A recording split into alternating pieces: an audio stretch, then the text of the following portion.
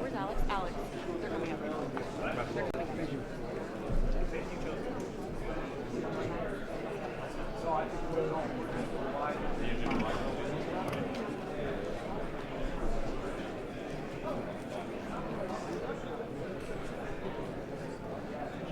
Karen, thanks, Smith.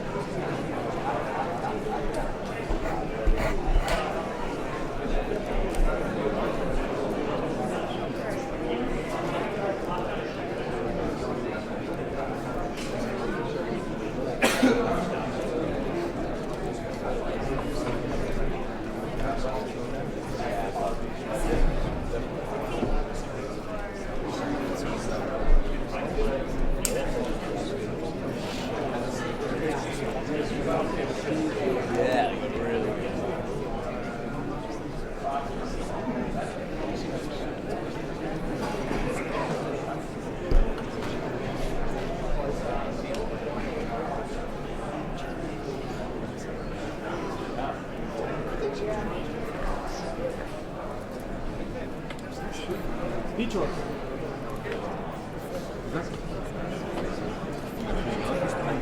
Detroit.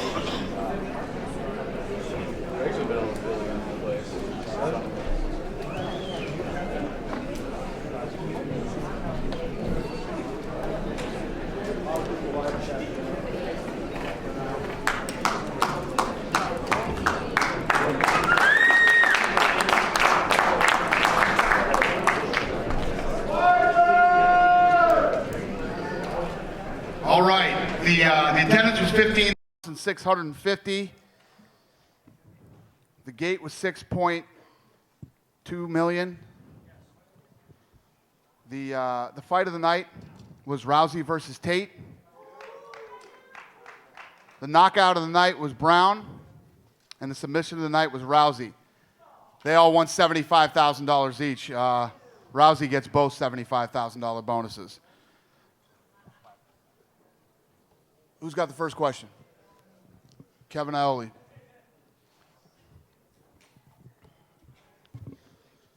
Chris, I first wanted to go to you and just kind of get your thought on the way the fight finished. I know you probably didn't want to see it end that way, but if you can just kind of talk about how the fight ended. Yeah, you know, is my mic on? All right, there you go. Last fight, the one thing that he really, capitalized on was leg kicks. So probably the most important thing that we focused on for this fight camp was stopping his leg kicks. Ray Longo, he's actually broke a guy's leg in training using it, what he calls the destruction, which is knee on shin. So when he goes to kick, you put your knee on his shin. And I've done it a couple of times in sparring, and guys, they take some time and about a minute off, they walk around, they're okay, but at least it stops them from kicking you. But to break someone's leg, I've never done that before, and like I said, I don't want to see Anderson Silva get hurt like that. So Were you consciously trying to do the knee on shin thing tonight? Then is that what you're saying? Yeah, On that one? 100%. You know, I know I didn't want him to try to feel comfortable kicking me all night. If I don't put the knee on his shin, then he's going to kick me, and it's going to hurt me. So that's how you check a kick. Okay. And then in the first round, you hit him with that right hand. I mean, it was such a short punch. I mean, did you feel like you had a lot of power behind that, and did you think he was gone at that stage? Yeah, I felt. I don't feel like there's no one in this weight class that could clinch with me, and I was very excited to. I knew he clinched other guys before, and he's known for his clinch, but I felt like I felt real strong in there. And when I hit him with that, I knew he was definitely hurt, and I was close to finishing, but he did a good job recovering. Thank you, Chris. Dana, a question for you, and then I have one for Rhonda. Just can you talk about, Anderson would be 40 years old if he came back, probably the end of his career, just what he's meant to the UFC and what it meant to you. I know he was a friend of yours to see him in that position and kind of go out like that. And I'm a big fan. I have been since he came here. And, it's just one of those crazy things. In a million years, you don't ever expect to see that. And, this will be a tough thing to overcome and to come back from at his age. He literally left here and was going straight into surgery. Doc Saunders, who was here tonight watching the fights, was following them. He's going to do the surgery probably in the next hour, I guess. Anderson Silva's been amazing. He's one of the greatest of all time, and if not the best ever. And it's a shitty way to see him go out, but it's part of the game. And then a question for Rhonda. That was such a great fight and entertaining fight to see. Did you feel, even though you didn't get the armbar in the first round, that in a way you maybe elevated your game because Misha fought a really good fight too, and you showed dominance in a lot of different positions tonight? Well, I feel like my biggest challenge I have when I'm fighting is I'm kind of in a rush, in a hurry, because judo matches are only 5 minutes long. So I always kind of feel like I have to get it done within that time period. That's what I'd spent over a decade and a half learning. And so I felt like after that first round ended, then I was still kind of feeling like a little bit antsy because I was in the second round for the first time. And when we got to the third round, I really felt like I wasn't tired, and I was finally learning to be patient. And I accepted, like, okay, this could go 5 rounds. You're winning everything so far. Really pay attention to what you're doing. Don't just throw for the sake of it. Do everything for a reason. And it really forced me to focus a lot more. And I feel like that's why the third round was when I finally was able to finish it. For Dana, please. Obviously, before Anderson left, did you get an opportunity to talk to him at all? Can you share anything that might have happened between I stayed away from him. Let him get the medical attention he needs. He was in no shape to talk to anybody. Will you follow up with him? I mean, just the surgery. Will you ask him about his career right away, or will you just wait for a while? It doesn't matter. I mean, he's going to be out for a while with this anyway. He's got a lot of time. That's the last thing on earth. Like the last time he lost to Weidman, the first thing you think about is a rematch after you get home and all that stuff goes down. Thursday, he was ready to go. This one, there's no way.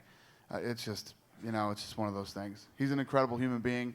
He's done amazing things here at the UFC. Maybe he'll want to make a comeback. Who knows? But I don't know. We'll see what happens. I don't want to count him out, and I don't want to count him in. It's just really not the important thing right now. The important thing is he gets his surgery, heals up, and then we go from there. And for Chris, please, is there any concern on your part that there would be any doubters that say maybe there's an asterisk next to this? It was an accident, an accidental injury. It sounds like you very consciously, used the technique the way you did. Yeah, I don't think it was accidental when you try to check a kick and it works. Otherwise, if I didn't check the kick, I'd have a big bruised leg right now, and he'd be picking me apart with leg kicks. So you try to check kicks, and that happens. And for Rhonda, if I could, please. Obviously, I know you said you're pretty much immune to the booze by this point in your life, but are you surprised at all at the reaction, not only that you got pre-fight, but also post-fight as well, that it was such a strong kind of hatred for you in there? No, I wasn't surprised at all. I was aware of the role that I was in. And this is the favorite analogy that I use, is that Batman played the bad guy and let Scarface look like the good guy because that's what Gotham City needed at the time. And so for every fight, I approach it for what's needed at the time. And finally, now that the emotions are kind of over and you had a little chance to let it subside, I mean, any regret at all that you didn't shake the hand? People say it was poor sportsmanship. That's not what we're used to seeing in MMA. Any regret at all, or do you feel like you're just staying true to yourself? I feel like that the day that she formally apologizes to my coach Edmund and Chris Beal and they accept that apology, then I will consider shaking her hand again. But like I said up there that boos are not more important to me than my family. If I feel like you've done wrong against my family, you need to make that right before I can shake your hand. It means something to me. It's not something I just throw out there. She's a great fighter. It was an amazing fight that she put out, and she has my respect entirely in that regard. But she really needs to make up a few things that she's done before I will shake her hand.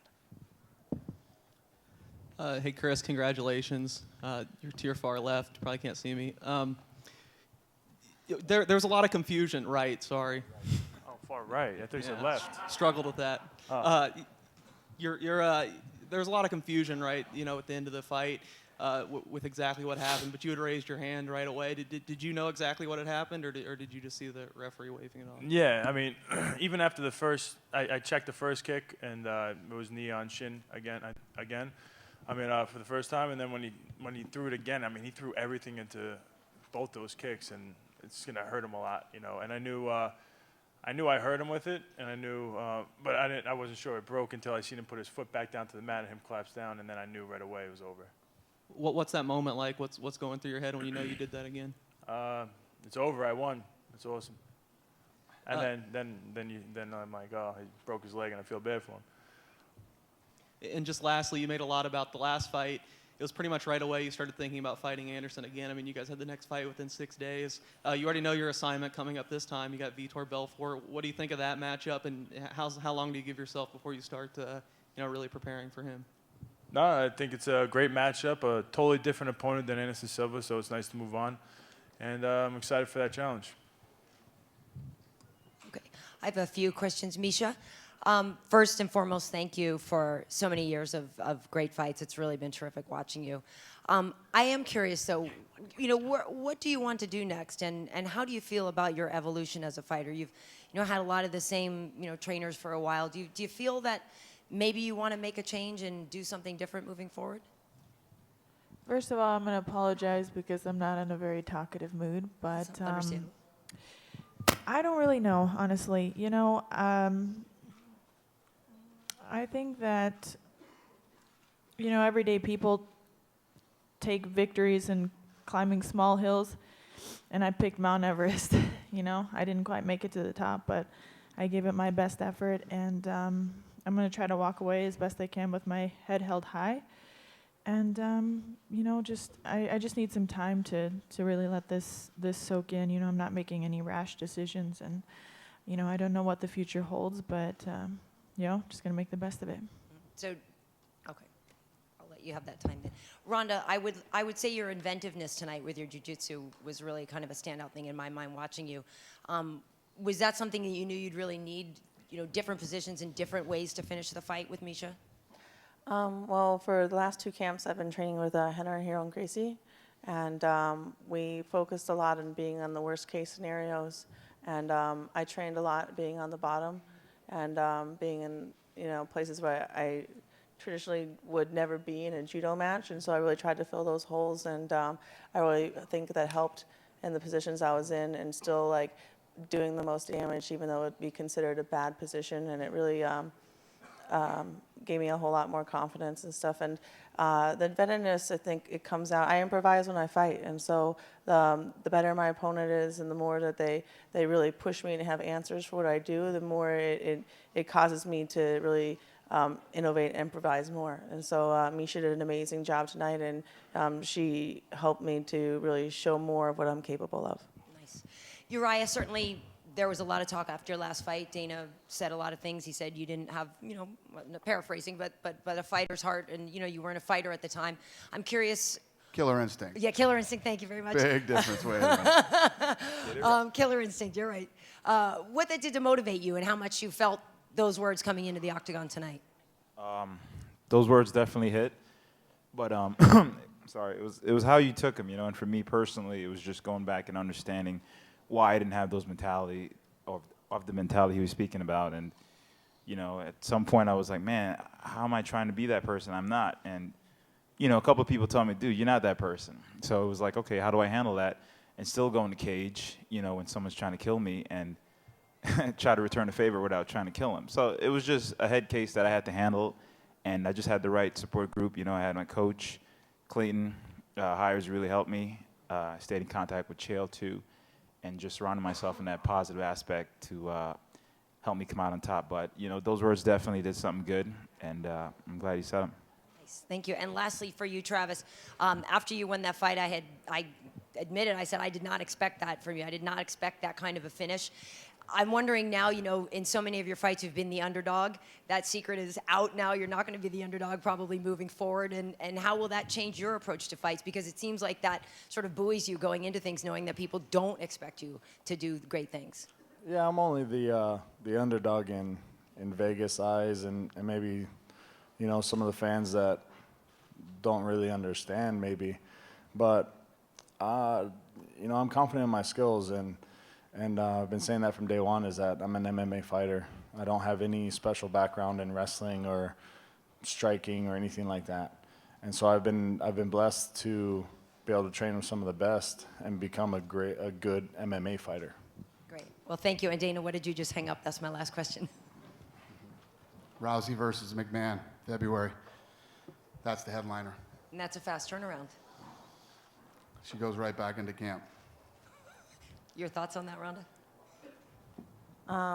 Dana actually approached me about this before this fight, and I wanted to stay focused on this one, but I'd taken such a long time off that I feel like I want to fight again soon. I don't want to sit on the shelf, and I'm in the best shape of my life now, so I think it'd be the perfect time to just go back to back. I'm ready to get back into it. I'm still hungry, and this is what I love to do, and so yeah. Hopefully I'll have another good show for you guys very soon. But at least I have some time to go Christmas shopping and stuff first, and I'll take like a week or two. I'll try to rest a little bit, but this is what I love to do. I'm meant to do it, and I feel like I could fight again tonight. Great. So Thank you. Kat Zingano is here tonight too, and she goes back into training in March, right? She'll start training again in March. Question and for hopefully Dana. stay healthy, and we're gonna do that fight. You just mentioned February. Do we know which card? The 22nd. 22nd. Okay. Here in Vegas. The co-main event will be Evans and Cormier. Okay. I was wondering what you thought of Chris Lieben kind of going out the way he did tonight, and yeah, just your thoughts on that. Mine? Yeah. Yeah, Chris is a tough guy. You know, I know how bad he wanted to come back and how bad he wanted that fight. Perfect fight for him with Uriah, and you know how tough Chris is, and for Chris to quit on the stool, he was hurt. This fight was kind of a do or die situation for these guys. It seemed like. Was there consideration, given the fact that he'd been in the, you know, he'd fought 22 times? Of giving him a moment to basically, you know, to commemorate him a little bit if he did go out like this, or if he went out, if he lost the fight, to give him a moment? Because it seemed like there was time to do it, but there was nothing that kind of happened there. Well, I mean, the guy's not making the decision right there on the spot. And I don't think that there's ever a situation where, you know, yeah, you look at it before the fight happens and say, oh, these guys both need to win this fight. But you never know what's going to happen in a fight. Fight could be a knockdown, drag-'em-out war that, you know, at the end of the day, you have so much respect for both guys, you wouldn't want to cut either guy. So I don't really look at it that way. I wait and see what happens. And I mean, it's like what was the fight earlier tonight? Bobby Volker. You know, he's 0-3 right now. He's not going anywhere. Took the Robbie Lawler fight on short notice, and tonight he fought like a, you know, he was busted up, and he keeps moving forward. He keeps trying to win. We don't cut guys like that. And the last one is for Dustin. It seemed like you had a lot of animosity towards Diego for not making weight. Like, how much did that fuel you kind of going into this fight and carry over to tonight? That's a good question, man. You know, I really work hard, you know, to stay in great shape, make weight. You know, I take this very serious. So that showed me that, you know, if he's slacking there, where else is he slacking? You know, so I was already confident in the fight. I feel like the best Diego could have showed up, and I would have still won. But actually on stage, I was so mad because before we walked on stage to weigh in, he told me he was going to stab me in the neck, actually. And they had to separate us. Like, he was, yeah, the guy's nuts, man. That's why I was so upset. For Dana? Dana, was there any inkling as far as why Diego was not able to make the weight? Why didn't Diego make weight? As far as there's a story going around about a possible car crash or whatever. About his contract? No, a car accident. Oh, car accident. Rumor, I guess. I talked to him after the fight, and he told me a lot of personal things that, you know, it just sounds to me like he needs to get his head together and, you know, he needs to make some serious decisions in his life if he wants to continue to be a professional fighter. And he knows it, so we'll see what he does.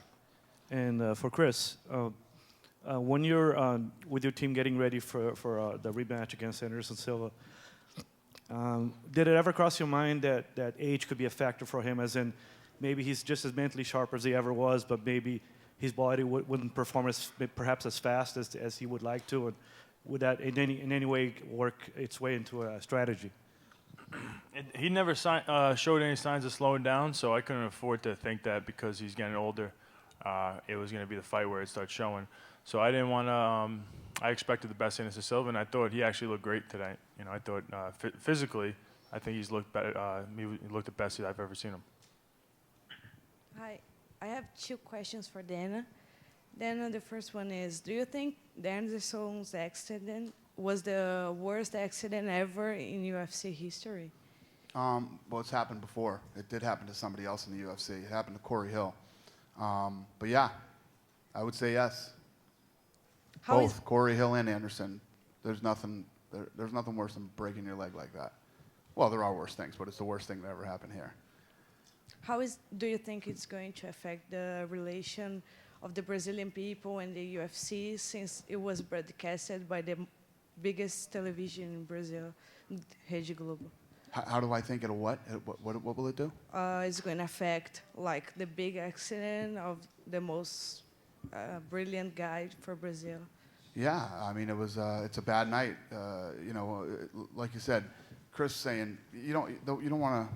It's not the way you want to see a guy go out, but it happened. You know, it happened here. And as far as it happened in the sport, it happened in a basketball game last year. Guy's leg broke the exact same way in a basketball game. It's just, we're human beings and freak accidents happen, and it sucks when they do. I hope I answered your question. I tried. Question for Dustin. Over here.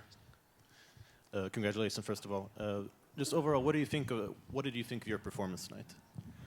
You know, I think the way we prepared, the fight unfolded exactly how we thought. He was going to come out throwing big overhands and maybe look for a takedown.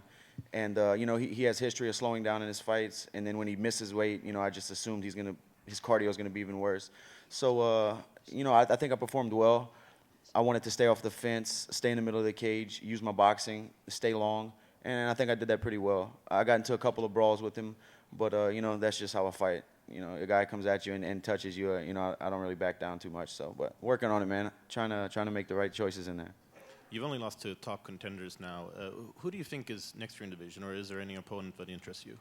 You know, Korean Zombie beat me, and I really lost that fight. I was prepared, and he beat me. He beat me that night.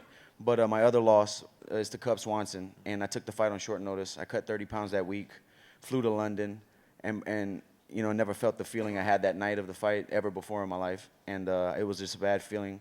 I felt like I shouldn't have been going out there and fighting. And I would like a rematch with Cub Swanson.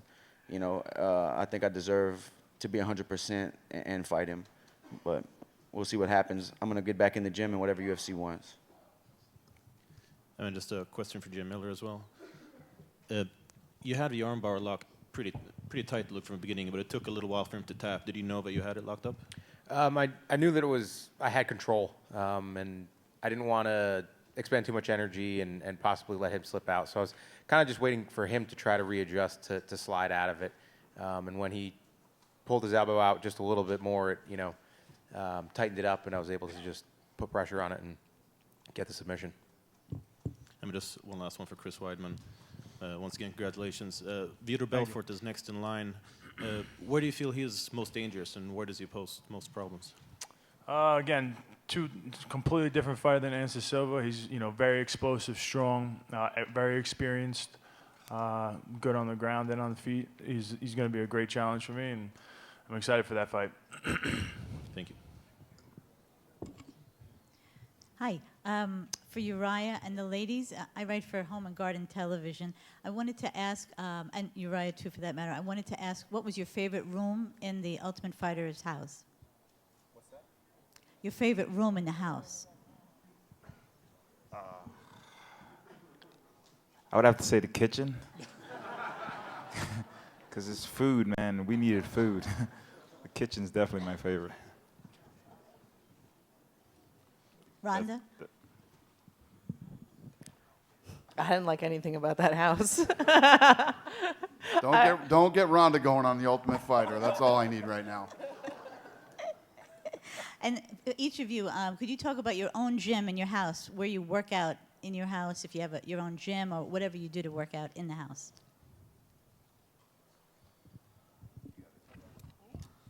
I don't have a gym in my house. What?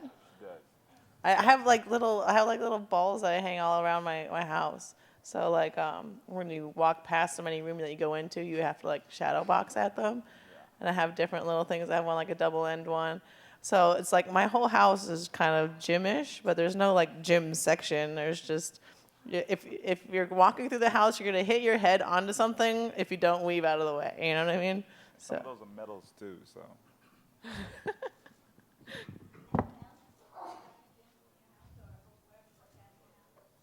Tell us about your vacation this summer. How was that? Did you go anywhere interesting or? I don't really have a gym in my house, but you know, I went to hang out with her one time, and I liked the concept she had. It was just balls and everything everywhere. And Wait, what?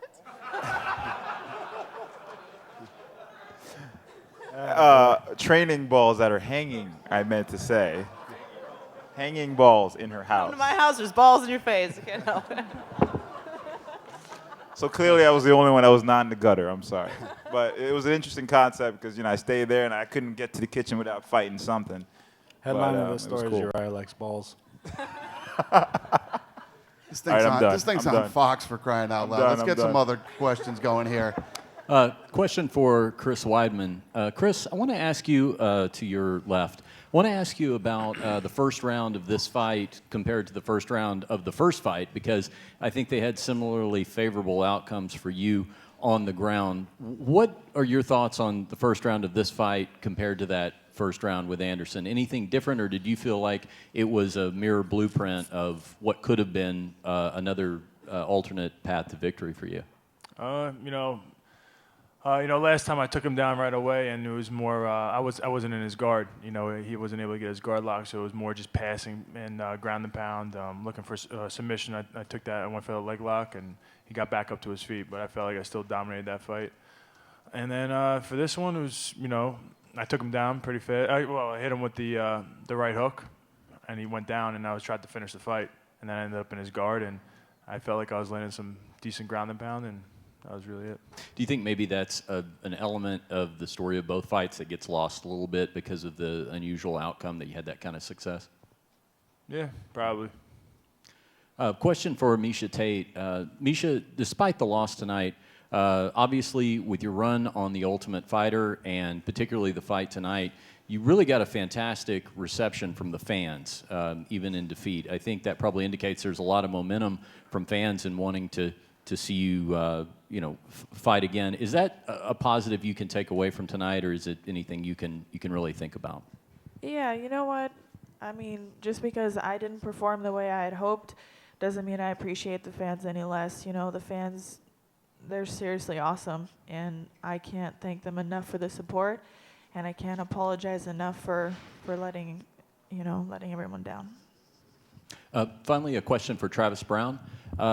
Travis, despite the incredible comeback you had against Alistair Overeem, over here to your left, do you think it took a dominating victory over a top contender like Josh Barnett tonight to really solidify, your place in the division, everything you knew you could do, now everybody understands? In this sport, and especially with the guys that I've been going up against, a win's a win. Dominant or, a decision or whatever. I mean, it definitely doesn't hurt, going in there and getting a win like that. And this was expected though by our camp, and I think a lot of people that really know who I am as a fighter, as an athlete, and as a person expected that out of me, and I don't like letting people down. I've had a couple disappointments in the UFC in 2 of my fights, which was against Chet Congo and Rob Broughton.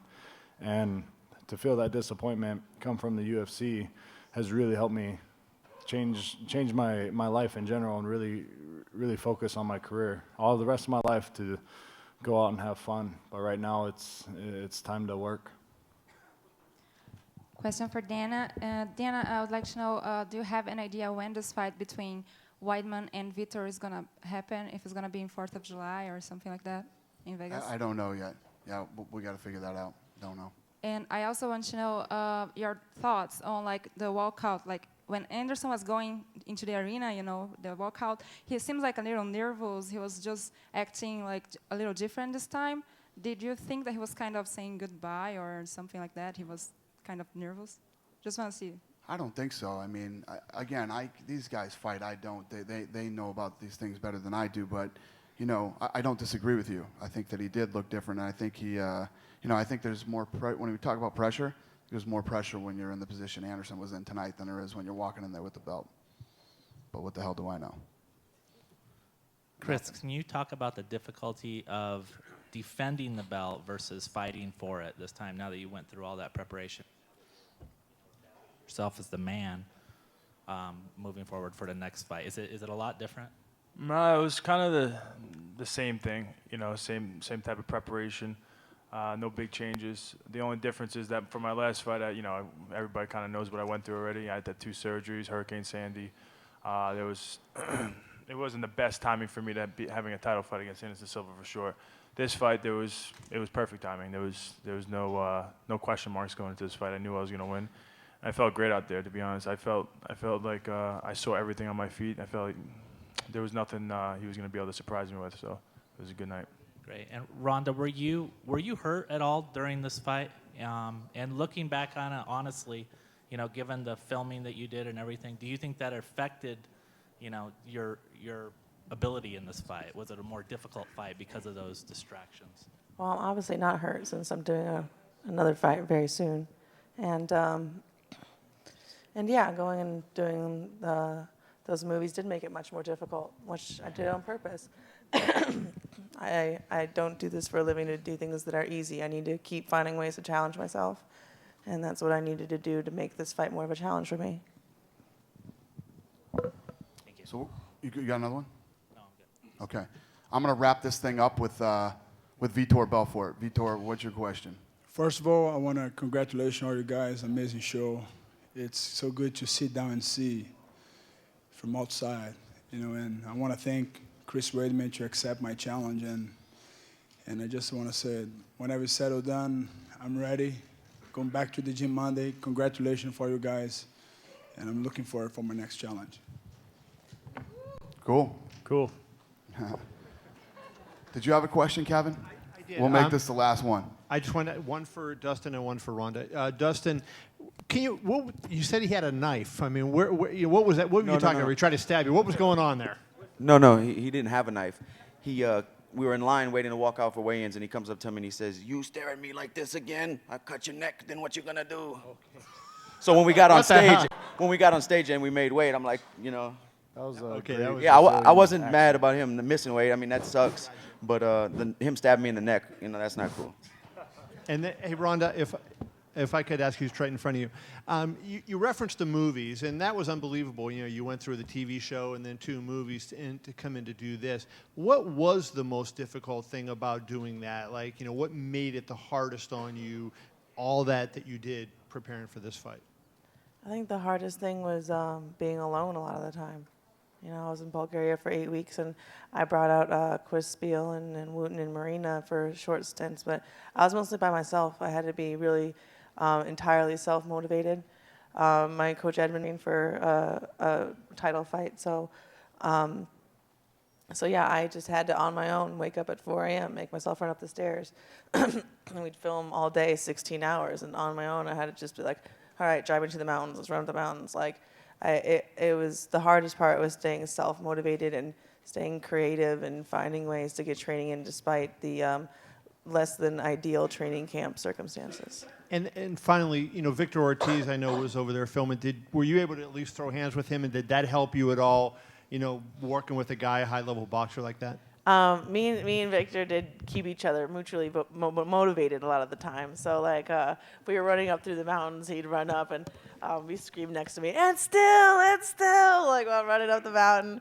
And what's it called? We would go to the boxing gym. He set up the place we could go, and we mostly did like distance things. So he would try to get away from me, and I would try to be able to clinch with him without getting hit, stuff like that. But yeah, even if he was just on one side of the gym hitting a bag, and I was like, you know, a few feet away wrestling around with some Bulgarian dudes, it was just nice to have company in the gym. It's hard to show up somewhere alone and really just kind of force yourself in that environment, especially, you know, I kind of stand out a little bit.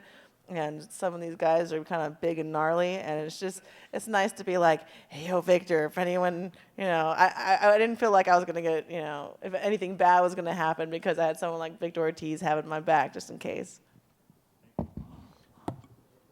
Sure. Yeah, he's okay. Let me see, we got transport. Yeah, he got transported. T-Bow, Barnett, and Silva all got transported, but I don't know, you know. Sure he's all right, or I would have heard differently. Thank you guys very much. Happy New Year. Have a good night.